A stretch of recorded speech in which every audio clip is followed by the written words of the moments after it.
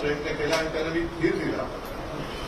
त्याप्रमाणे एकही मंत्री शेतकऱ्यांमध्ये जाऊन बसत नाहीये, नागरिकांशी बोलत नाहीये, फक्त जिथे जात आहेत तिथे पैशाच्या थैल्या उघडल्या जात आहेत आणि मतं मागितली जात आहेत। हे चित्र फार भयानक आहे।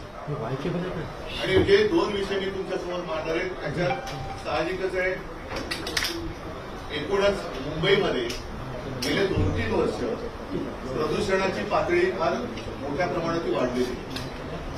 याही वर्षी आपण त्याचा अनुभव घेतो आहोत। जे काही रिपोर्ट्स येत आहेत त्यानुसार मुंबईची हवा ही आरोग्यासाठी घातक होत चालली। आता काही जण असं म्हणतात, राज्यकर्ते असे कदाचित म्हणतील की इथिओपियामध्ये जो काही ज्वालामुखीचा उद्रेक झाला त्याचे ढग इकडे आले की काय, तर ह्याचा आणि इथिओपियाच्या ज्वालामुखीच्या उद्रेकाचा काहीचा संबंध नाही। हा इथे झालेल्या भ्रष्टाचाराच्या ज्वालामुखीचा उद्रेक आहे। त्यातून हे प्रदूषणाचे ढग, भ्रष्टाचाराच्या प्रदूषणाचे ढग हे मुंबई आणि महाराष्ट्रावरती घोरावतात। मी जो विषय घेतलेला आहे तो प्रदूषणाचा आहेच। एक तर आपल्याला आठवत असेल की जेव्हा मी मुख्यमंत्री झालो त्यावेळेला तत्काळ आरेमधल्या कारशेडला मी स्थगिती दिली होती। याचा अर्थ मी मेट्रोला विरोध केलेला नव्हता, पण मेट्रोच्या ऐवजी कांजूरमार्गची जागा आम्ही सुचवली होती। ही जागा आता या सरकारने घेतलेली आहे आणि आरेची तर झाडं कापलेलीच आहे। आता हे जे काही प्रदूषण आहे हे आरेची जी झाडं कापलेत त्याच्यामुळे नक्कीच वाढलेलं आहे। आणि नियोजन शून्य विकासामुळे, विकास जो म्हटला जातो नियोजन शून्य, इकडे काही नियोजनच नाहीये आणि कॉन्ट्रॅक्टरचा पूर्ण विकास करण्याचा जो काही एक आटापिटा चाललेला आहे त्याचंच हे प्रदूषण आहे। आता आणखीन माझ्या कानावर आले की संजय गांधीचा जो काही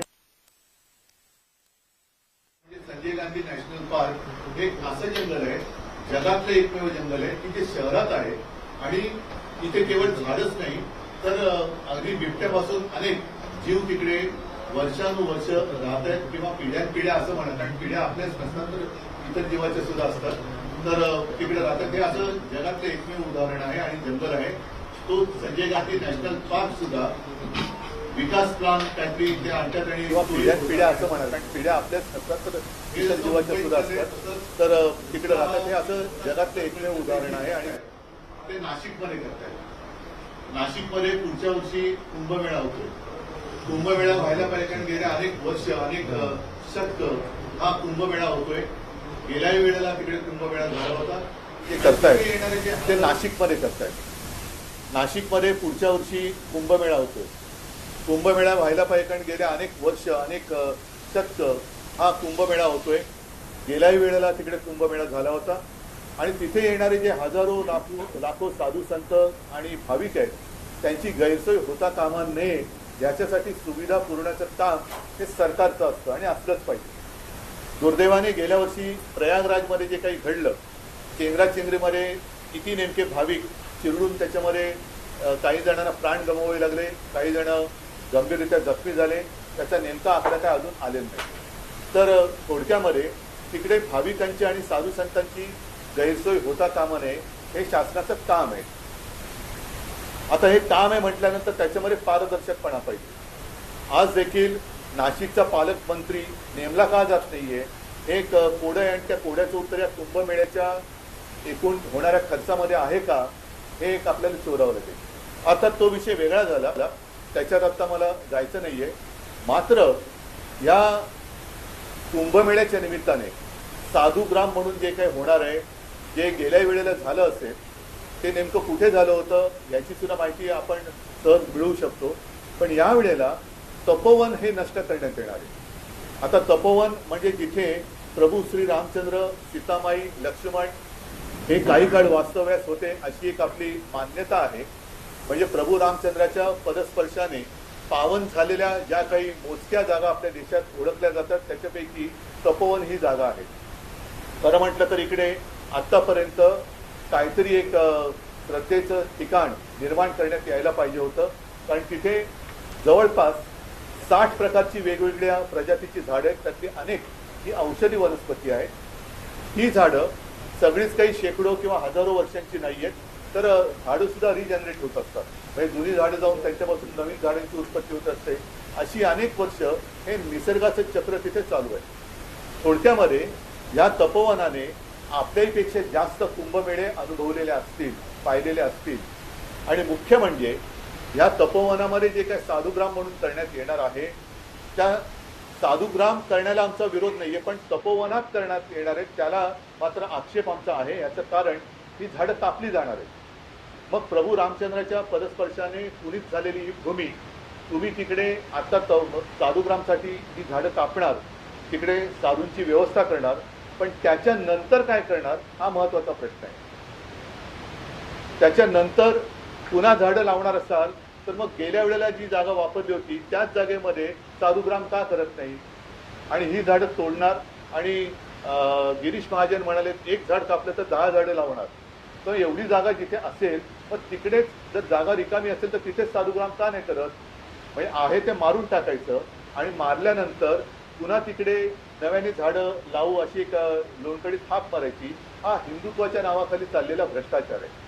याचं कारण असं की आत्ता कुंभमेळ्याचं जरी कारण देण्यात येत असलं तरी देखील माझ्या हातामध्ये एक अखेर एक टेंडरची कॉपी चालेल, त्याचं पहिलं पान आहे की ज्याच्यात स्पष्ट दिलेलं आहे की तिथे नंतर कॉन्फरन्स हॉल, कन्व्हेन्शन हॉल वगैरे अशा काही गोष्टी केल्या जाणार आहेत. म्हणजे हे सुद्धा कॉन्ट्रॅक्टरसाठी ही झाडं कापली जात आहेत आणि त्याला कोणी आक्षेप घेऊ नये म्हणून कुंभमेळ्याचं कारण दिलं जाते. याचा अर्थ असा की भाजपचं हिंदुत्व एक खोतांड आहे. काल परवाकडेच आपल्या माननीय पंतप्रधान यांनी अयोध्येच्या राम मंदिरावरती ती रामध्वजा वगैरे ती फडकावली. म्हणजे तिकडे जाऊन रामराम करायचं आणि नाशिकमध्ये मोह में राम आणि बगल में अदानी असं यांचं काम आहे की काय? कारण काही म्हणी आपल्याला बदलल्या पाहिजेत. मोह में रामावर बगल में चुरी असं जे काय म्हणत होतो, आता रामाच्या नावाने ही जागा अदानी हा एक शब्द झालाय कॉन्ट्रॅक्टरचं प्रतीक म्हणून. म्हणजे ही जागा उद्या कॉन्ट्रॅक्टरच्या घशात घालण्यासाठी आत्ता कुंभमेळ्याचं कारण पुढे करून तुम्ही तिथली झाडं कापताय किंवा नष्ट करताय हा सरळ तिथल्या जनतेचा आरोप आहे आणि त्याच्याशी मी सहमत आहे. तिथल्या जनतेचं कोणी ऐकत नाहीये. मी सुरुवात करताना जे बोललो की मंत्री नुसते घराघरा फिरतायत, हे घरदार सोडून फिरतायत, घरोदारी फिरतायत, पण ज्यांचं ऐकायला पाहिजे म्हणजे हे ना धड शेतकऱ्यांचं ऐकत आहेत ना शहरातल्या नागरिकांचं ऐकत आहेत. वारे माप नुसता पैसा उधळला जातोय. हा पैसा येतो कुठून याचं उत्तर कोणाकडेच नाहीये. ते दिसतंय सगळ्यांना. अगदी काल परवाकडेच त्यांच्या मित्रपक्षांमध्येच आता ही साठमारी सुरू झालेली आहे. एकमेकावरती धाडी टाकून उघड पैसे दाखवले जात आहेत तरी सुद्धा सगळे चिडीचूप आहे. तर हे भाजपचं खोतांड आहे आणि म्हणून मोह में राम आणि बगल में अदानी असं यांचं भाजपचं हे हिंदुत्व आहे. ज्या मोह में राम आणि बगल में अदानी ह्या हिंदुत्वाला आम्ही तरी मान्यता देऊ शकत नाही. तर हे आणून पाडलं गेलं पाहिजे. नाशिकच्या जनतेसोबत मी तर म्हणेन केवळ हा आता मी मुंबईत का विषय घेतोय, नाशिकमध्ये होत आहे, माझं काय जात आहे नाही, मुंबईने भोगलंय, नाशिकची वेळ आता दुसरी आहे, असं सगळीकडे होत जाणार आहे. त्याच्यामुळे हा केवळ एका शहराचा विषय नसून हा संपूर्ण राज्याचा विषय आहे. तिथे सर्व निसर्गप्रेमीच नव्हे तर आपल्याला पुढे श्वास घ्यायला कसा त्रास होणार आहे याची जाणीव ज्यांना झाले त्यांनी सगळ्यांनी याला विरोध केला पाहिजे. परत एकदा सांगतो, आमचा विरोध हा कुंभमेळ्याला नाही, साधुग्रामला नाही, मात्र त्यासाठी जी हजारो झाडांची कत्तल हा शब्द मी वापरतोय, कत्तल करून सरकार आपल्या पदरी पुण्य पाडून घेण्याचा एक केविलवाणा प्रयत्न करण्याचा देखावा निर्माण करते, त्याला आमचा विरोध आहे. हा एक विषय झाला. हा एक विषय फार महत्वाचा आहे. आणि दुसरा विषय हा राज्यसभेचा आहे, संसदेचा. आता त्याच्यामध्ये एक नोटीस आलेली आहे की त्यांनी नोटीस नाही, त्यांनी काय अधिसूचना ना काय म्हणतात त्याला, हा म्हणजे त्याला काय म्हणतात अधिसूचना त्यांनी जारी केलेली आहे. आणि त्यानुसार यापुढे प्रोसिडिंग मध्ये हाऊसमध्ये त्यांनी म्हटलेले की there should be no thank you, Jai Hind किंवा वंदे मातरम. म्हणजे हे तर अनाकलनीय आहे. आजपर्यंत आम्ही भाजपच्या जे काही सोबत होतो तो भाजप इस देश में रहना होगा तो वंदे मातरम कहना होगा असं ठणठवून सांगायचं. आता हे वंदे मातरम म्हणायचं नाही. मग हे ज्यांनी केले तो पाकिस्तानमध्ये जाणार का, त्याला पाकिस्तानमध्ये पाठवणार का, हे भाजपच्या किंवा भाजपने हे सांगावं. की ह्याच्यामध्ये तुमचं हिंदुत्व किंवा राष्ट्रप्रेम आहे का? एका बाजूला मी यांच्या हिंदुत्वाचा बुरखा फाडलेला आहे आणि दुसऱ्या बाजूला यांच्या राष्ट्रप्रेमाचा बुरखा सुद्धा मी फाडलेला आहे, कारण तो त्यांनी स्वतःहून फाडलेला आहे, मी नाही फाडला. म्हणजे आपल्या सभागृहात वंदे मातरम म्हणायचं नाही. जे वंदे मातरम आपण राष्ट्रगीत त्याला 150 वर्ष झाली म्हणून आता नुकतंच आमच्या मोदीजींनी मोठं भाषण वगैरे कुठेतरी दिलं.